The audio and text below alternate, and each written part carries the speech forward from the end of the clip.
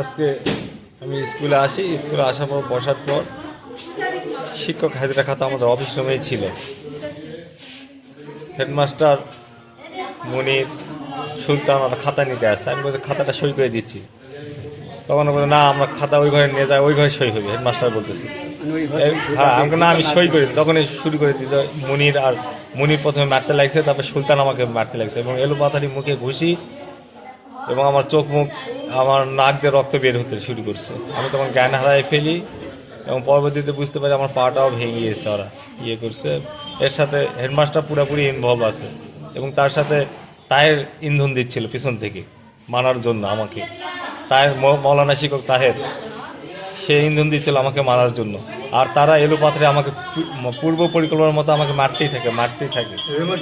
রুমে আমি সেন্সলেস হয়ে আমি মেঝেতে পড়েছিলাম এবং মাথায় পানি টানি ঢালার পর তারপর আমার জ্ঞান একটু ফেরার পর আমি হসপিটালে ভর্তি হলাম। এই অবস্থা আজকে।